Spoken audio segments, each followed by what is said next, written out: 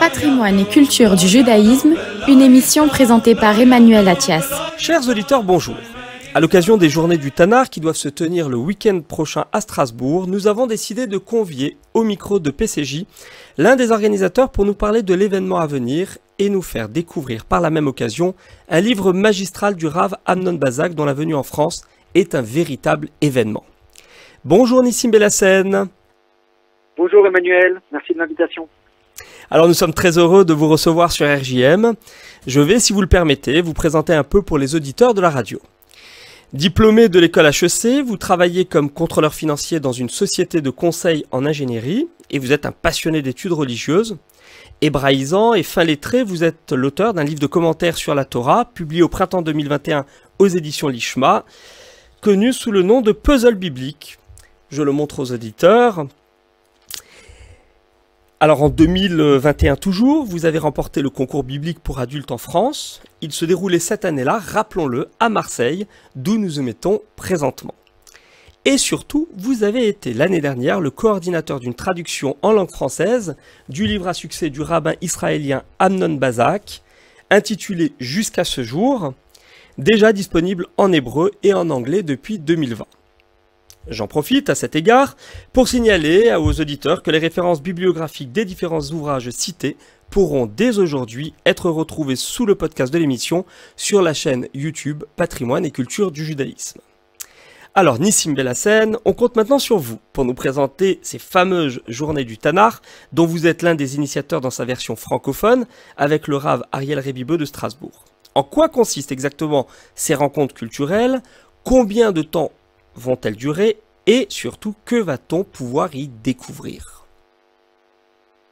Pour cette journée, ou même plutôt ces journées d'études du Tanar, ce sont des journées qui vont se dérouler dans un grand événement dont le centre principal sera le lundi 11 novembre à Strasbourg, durant lequel nous aurons 6 intervenants, incluant moi-même, qui proposeront des cours, des conférences sur une étude en profondeur du Tanar. Le Tanar, c'est la Bible juive, à la fois les 5 livres de Moïse pour la Torah, ensuite les Névi'im, donc les livres des prophètes, avec notamment Josué, Juge, Samuel, les rois, Isaïe, Ézéchiel, etc. Et également les Ketuvim, donc les hagiographes, dans lesquels on a le livre de Ruth, le livre d'Esther, les psaumes, l'Ecclésiaste, les chroniques, Daniel et d'autres. Donc ces journées-là vont être principalement le lundi 11 novembre, et ça a été organisé avec le concours de l'Institut la Mechala Herzog, qui est, je dirais, à l'origine même de ces journées d'études en profondeur, puisque depuis 1991, en Israël, ils organisent ces journées, c'est en été, et ça peut durer jusqu'à 4 ou 5 jours, et on a des intervenants qui viennent du monde entier pour pouvoir dispenser à la fois des cours en anglais et en hébreu sur place. Il se trouve que sur la proposition du professeur Shmuel Wigola, qui était un ancien directeur du Machon Herzog, il y avait ces cours-là également en français. Et d'ailleurs, j'avais eu l'occasion et le mérite de faire partie des intervenants 2022, mais c'était uniquement en distanciel, donc par Zoom. Et ce qu'on a fait, c'est qu'on s'est dit, avec le Rav Ariel Rébibeux, ce serait quand même très intéressant pour le public francophone et français d'avoir quelque chose qui se passe en présentiel. Et c'est comme ça qu'on a organisé ces journées à Strasbourg. L'idée initiale, c'était d'avoir une seule journée, donc le 11 novembre. Et finalement, au fur et à mesure, on s'est rendu compte qu'on pouvait étoffer cela avec la veille, le dimanche 10, une session introductive, avec notamment une première partie dédiée aux professeurs et aux enseignants de Kodesh, et ensuite une autre partie introductive sur notamment des questions de méthodologie. Et également, on va profiter du fait qu'on a un Shabbat juste avant, et on va faire un Shabbat saint à Strasbourg lié à cet événement. Et l'invité phare de ces rencontres, cette année en plus, c'est le Rav Amnon Bazak, dont nous parlions en introduction. Est-ce que vous pourriez un peu nous parler de cet intervenant qui va venir donc pour un certain nombre de ces rencontres? Alors pas seulement à Strasbourg, je crois savoir, il commencera à Paris. Est-ce que vous pourriez nous présenter un petit peu son parcours, ses spécificités, et nous dire en quoi sa venue en France est un véritable événement? Alors oui, justement, tout cela, donc toutes ces journées d'études du Tanakh vont avoir un démarrage, je dirais, un premier démarrage à Paris, avec une intervention du Rav Ben Bazak au Centre européen du judaïsme, donc ce jeudi 7 novembre à 20h30. Le Rav Ben Bazak, c'est un rabbin israélien qui est notamment donc enseignant à la Yeshivat Har Etzion, qui est une yeshiva qui se trouve dans le Gush Etzion, un peu au sud de Jérusalem, pour vous situer géographiquement, et qui est une figure montante de cette yeshiva, montante depuis quelques années déjà, et qui officie également en tant que professeur à l'Institut Herzog et au Beth Midrash pour femmes Migdal Oz. Un Beth Midrash qui est destiné à enseigner nos textes sacrés, les textes juifs, aux femmes également, puisque l'étude n'est pas réservée qu'aux hommes. Tout à fait. Oui, et en tout cas dans leur vision des choses, il faut pouvoir dispenser un enseignement d'une qualité équivalente à la fois aux hommes et aux femmes. Et il se trouve que le Rav Ben Bazak fait partie d'un certain mouvement d'études en profondeur du Tanakh, et il est un des spécialistes, je dirais même mondial, de cette étude, et qui forme le corps enseignant de la Yeshivat Har Etzion, avec notamment le Rav Yaakov Medan, et aussi on pourrait citer le Rav professeur Yoni Grossman, qui est également le directeur des études bibliques à l'université Bar-Ilan. De ses recherches, de sa formation, mais également des rencontres qu'il a réalisées au cours des dernières années, est sorti donc ce livre dont nous parlions tout à l'heure, Jusqu'à ce jour, question fondamentale dans l'étude biblique, qui est une somme universitaire remarquable, parce que c'est véritablement écrit de façon particulièrement académique, et pourtant la lecture en est très fluide. C'est richement référencé, parce que ça a vocation à servir de support d'étude, hein, donc on peut le lire aussi bien comme un livre de chevet que comme un ouvrage de référence où on va aller trouver des réponses à des questions précises, puisque le sommaire nous donne une orientation et nous permet de savoir comment chercher et comment trouver des réponses à nos questions. Alors ma première question relative à cet ouvrage, c'est qui a réalisé la traduction pour la version française? Parce que on disait que ça a été écrit donc en 2020 en hébreu, très rapidement traduit en anglais. Donc dans la sphère anglophone, le Rav Amnon Bazak est devenu une sommité mondiale. Mais en français, on tarde parfois un petit peu à traduire ce type d'ouvrage de référence. Alors peut-être une toute petite correction. Il est sorti en 2013 en hébreu. Ah, d'accord. Oui. Et il a été traduit en 2020. Il est sorti. La traduction est sortie en 2020 aux éditions Koren, en anglais, et c'est en voyant qu'il y avait cette traduction en anglais, et c'est en feuilletant cet ouvrage, j'avais commencé à le lire, puis un ami, Jonathan Perez, en a fait un résumé, il m'a envoyé son résumé en français. Je me suis rendu compte que le contenu était beaucoup plus intéressant que ce que j'imaginais, et beaucoup plus fondamental, et c'est pourquoi j'ai pris sur moi d'utiliser, de mettre à profit le fait qu'on avait une version anglaise, puisque la traduction de l'hébreu à n'importe quelle autre langue, c'est toujours un grand combat, parce que c'est jamais simple, avec notamment un nombre d'abréviations qui sont pas toujours évidentes et qui peuvent parfois être qui peuvent prêter à confusion. Et l'avoir une version anglaise, notamment d'excellente facture, puisqu'elle a été éditée par Koren, qui est, je dirais, la maison d'édition anglaise, ou en langue anglaise et également en langue hébreu, bien sûr, de référence sur les études du Tanakh. On a sauté sur l'occasion pour pouvoir se dire, voilà, on va essayer de traduire la traduction en restant fidèle à l'original, et c'est pour ça qu'on a eu la chance et le mérite d'avoir l'aide et le soutien du grand rabbin Alexis Blum, que certains Parisiens pourraient connaître, puisqu'il a été rabbin à la synagogue Ansel à Neuilly, et qui nous a aidé à faire la relecture critique de la version française vis-à-vis de la version en hébreu, pour pouvoir nous assurer que le contenu de la version française, qui est une traduction de l'anglais, mais soit également fidèle à la version en hébreu.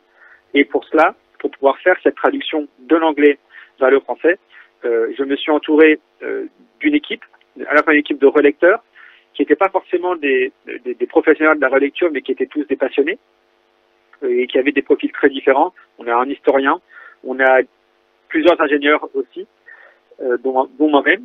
Et pour chapeauter cette traduction, pour pouvoir avoir quelque chose d'harmonieux et d'excellente qualité, nous avons fait appel à Myriam Ackerman-Sommer, qui a le bon goût d'être à la fois très compétente en études en langue française, puisqu'elle est diplômée de l'école normale supérieure de la Rudine, elle est normalienne.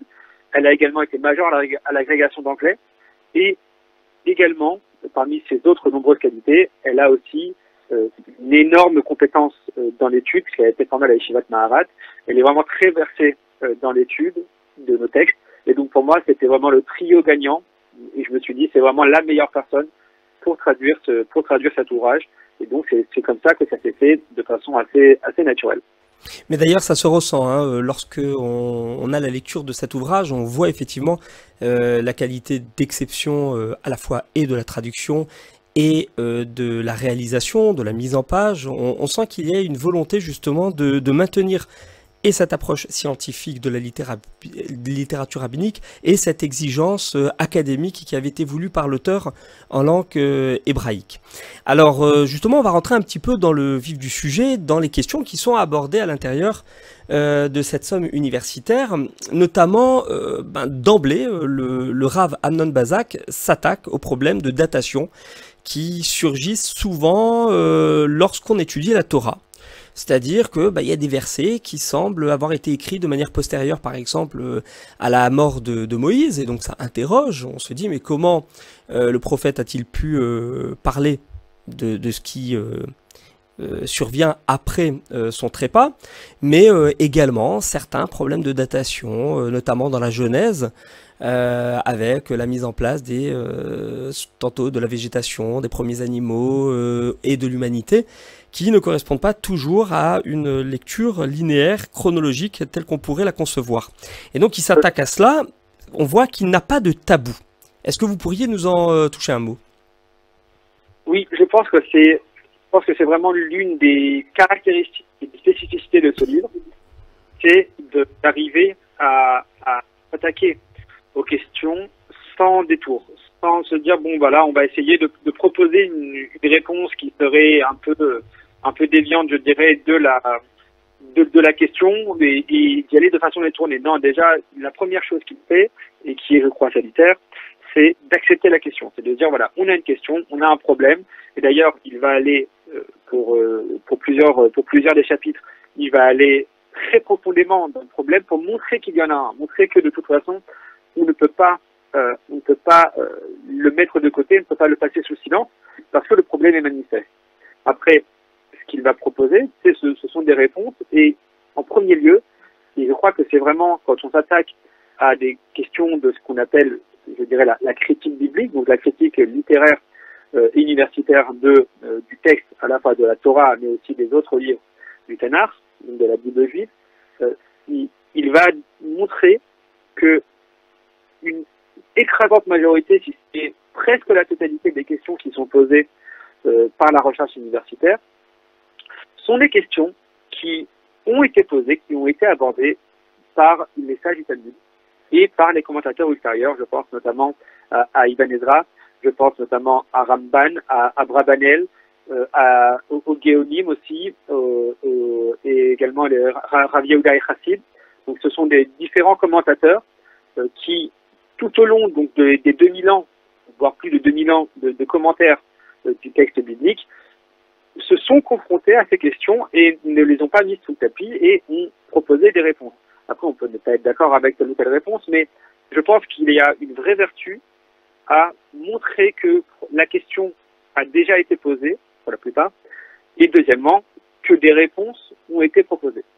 C'est ça, effectivement, ce que vous dites qui est particulièrement intéressant, c'est que il met systématiquement en lumière l'origine, la genèse des questionnements que lui-même pose et dit, mais je n'en suis pas à l'origine, pas plus que la critique biblique allemande au XIXe siècle, hein, la fameuse Wissenschaft des Judentums, qui aujourd'hui est souvent un peu reléguée dans les milieux orthodoxes. alors qu'en réalité, ce sont des questions qui sont légitimes, qui ont intéressé, même avant les Rishonim, je dirais Chazal, c'est-à-dire les auteurs de la Mishnah et du Talmud de manière plus générale. On pensera notamment à un passage où il s'attaque aux répétitions et contradictions en faisant valoir sur la Masechet Arachin de la Mishnah, lorsqu'il est dit un verset dit et un autre dit, pour mettre en lumière que certaines contradictions ont posé problème dès les origines de l'étude talmudique aux rabbins de l'Antiquité et qui ont essayé de trouver des solutions. Donc il se confronte à ça et n'a pas la prétention d'apporter des réponses. En fait, il élargit le champ des possibles, je dirais. Qu'est-ce que vous en pensez? Alors, il va élargir le champ des possibles au sens où il va montrer, alors pour les réponses qu'il va apporter, il va montrer qu'il y a une façon de répondre qui n'est pas en contradiction avec la foi juive, tout simplement. Ou en tout cas de montrer que ce qui pourrait sembler en contradiction pour certains avec la foi juive ne le serait pas complètement. Et ça aussi c'est je pense une des vertus, c'est que la problématique, je dirais, qui est posée par cette étude universitaire de la Bible, c'est que ça peut avoir un impact pour beaucoup, en tout cas de ceux qui s'y sont frottés, ça peut avoir un impact sur la foi. De dire finalement, si jamais ces versets-là ont été écrits par quelqu'un d'autre, et non pas par Moïse, eh bien pourquoi j'y serais tenu, pourquoi ce seraient des versets qui seraient obligeants ou ce type de questions. Et l'important, je pense, c'est vraiment d'arriver à se dire, ok, il y a des questions, on propose des réponses, mais fondamentalement, ça ne change pas grand-chose à la foi qu'on pourrait avoir dans ces textes-là. C'est ça, c'est-à-dire que malgré l'hypothèse documentaire, les questions linguistiques qui ont été posées depuis de très nombreuses années, ou encore la question de l'attribution des livres, on sait notamment autour de l'ouvrage d'Isaïe, ce qui avait pu être dit sur la paternité de l'œuvre qu'on attribue à ce prophète, mais qui en réalité pourrait très bien être d'Ézéchias et de d'autres collaborateurs. D'ailleurs, nous disent les auteurs de la Mishnah il y a déjà 2000 ans. Ça ne change pas au fond ce qui est dit, et ça n'empêche pas de conserver une foi inébranlable. Et c'est ça qui est intéressant, c'est que il s'appuie même parfois sur la science pour venir conforter des éléments et dire mais ça peut renforcer la foi qu'on a dans le texte au regard de ce que les sciences modernes peuvent nous apporter. Et on trouve cela notamment dans une partie que j'ai trouvée particulièrement intéressante en tant qu'historien, c'est celle consacrée à l'archéologie biblique, où il s'appuie sur les très récentes découvertes de ces 10, 15, 20 dernières années, notamment pour la période de la royauté. Avec des propos qui souvent s'opposent à des sommités comme Israël Finkelstein, notamment pour le site de Megiddo, ou encore Ir David, où on a retrouvé des strates qui remontent à il y a plus de 3000 ans, c'est-à-dire qu'on se rapproche véritablement de la période de la révélation, et on est au contact direct de la période biblique et prophétique. Et en cela, il y a une grande originalité de cette œuvre, parce que eh bien, il fait rentrer le champ universitaire, je dirais laïque, dans la sphère biblique pour venir renforcer des éléments de croyance. Oui, alors justement sur cet aspect d'archéologie, il y a une dimension qui, je crois, est fondamentale et qui se rejoint avec la critique littéraire, c'est de se poser la question je dirais le so what, c'est-à-dire voilà, on a mis en évidence un certain nombre de choses. Alors, pour la critique littéraire, on a mis en évidence soit les bizarreries du texte, soit des éventuelles contradictions, des répétitions, des choses qui nous semblent un peu sonner bizarrement. De l'autre côté de l'archéologie, on va faire un certain nombre de découvertes, mais il y a toute la partie interprétative qui va venir et après, qu'est-ce qu'on en fait? On a des données, quelle est l'information qu'on va en retirer et quelles sont les conclusions que l'on va avoir. Et c'est là-dessus que, je crois, le point essentiel va se porter, c'est que dans ce type d'exercice, on est quand même assez loin d'une démarche scientifique pure, telle qu'on pourrait l'avoir dans des domaines de physique, ou en mathématiques ou en chimie, pour lesquels on a de la répétabilité des expériences, on a des protocoles qui permettent d'avoir des conclusions qui vont être statistiquement parlant fiables, alors que pour l'archéologie, on va mettre en évidence quelque chose, mais l'interprétation, enfin la conclusion qu'on va en tirer peut différer d'un archéologue à l'autre de façon très très importante. D'ailleurs, il n'hésite pas à citer les différents courants, hein. Le courant nihiliste, le courant minimaliste, le courant maximaliste, pour dire que certains partent de l'idée qu'il n'y a absolument aucune donnée objective en lien avec les affirmations de la Bible, et donc eux, battent en brèche directement le texte en lien avec la foi, en disant que c'est un mythe parmi tant d'autres. On a une version minimaliste qui dit attention, il faut quand même rester très scientifique. Et puis à l'extrême opposé, on a la version maximaliste qui essaye de tout prouver. Et je dirais qu'il essaye, pour reprendre les mots du Rambam, de trancher par la voie du milieu. C'est-à-dire de partir, et c'est en cela que je dis qu'il est vraiment scientifique, de dire, la version nihiliste, ça on la met directement à l'écart parce que ce sont des gens qui sont... pour le dire trivialement, de mauvaise foi. La version minimaliste et la version maximaliste ne sont pas réellement en opposition. Ce sont deux tentatives de recherche, mais qui n'aboutissent pas nécessairement aux mêmes conclusions parce qu'il n'y a pas la même vision des choses. Hein. Comme vous l'avez dit, on n'est pas dans de la physique, on n'est pas dans des maths. L'histoire, la géographie et puis surtout l'archéologie, ce sont des sciences humaines. Donc il y a une part d'humain, une part d'interprétation qui entre en ligne de compte dans la démarche du chercheur. Exactement. Et j'ajouterais peut-être un dernier élément là-dessus, pour peut-être un peu pour conclure cela, c'est que principalement sur l'archéologie, on a une problématique déjà de l'absence de preuves qui n'est pas une preuve d'absence. Ça, c'est la première chose. La deuxième chose, c'est que une découverte peut remettre en doute une quantité de théories assez énorme. Je pense notamment à la découverte de la stèle de Tel Dan, dans laquelle il y a la mention de la royauté de David. On a la stèle de Merenta qui mentionne Israël, donc Merenta qui était le successeur, le fils de Ramsès II, et donc qui mentionne Israël au XIIIe siècle avant l'ère vulgaire. Donc on a pas mal de choses. Sans ces éléments-là, sans la stèle de Tel Dan, effectivement, c'est plus compliqué. Mais dès qu'on a la stèle de Tel Dan, on a un changement de paradigme qui est assez phénoménal et qui fait que quand il y a, on va dire, une absence de preuves, ou quand on se dit « Ah tiens, il me manque quelque chose, j'ai l'impression que je ne trouve pas quelque chose », surtout dans cette région-là, eh bien, il y a une prudence à avoir parce qu'on n'est jamais à l'abri d'avoir une découverte qui va changer radicalement la donne. Donc c'est, je pense, aussi un des messages que le livre fait passer. Juste pour les auditeurs, la stèle de Tel Dan, c'est un document archéologique qui a été retrouvé de manière un peu fortuite au début des années 90 et qui présente sur une inscription paléo-hébraïque le nom de Beth David, c'est-à-dire maison de David, à comprendre dans le sens de dynastie de David, et qui suggère qu'il y a bien eu un roi d'Israël qui s'appelait de la sorte, et surtout qu'on s'y réfère dans les règnes successifs, puisque la stèle a été datée du 10e ou 9e siècle, donc de la période concernée. Donc effectivement, ça a été une découverte majeure. Est-ce que vous voudriez rajouter peut-être sur la dernière partie un élément pour donner envie à nos auditeurs de se procurer le livre, de le lire ou au moins de le consulter? Oui, alors il y a toute une partie, donc les 7 premiers chapitres sur les 10 qui composent le livre sont des chapitres d'analyse un peu technique sur le contenu de la Bible, sur la Bible et son environnement, sur la transmission également du texte massorétique, etc.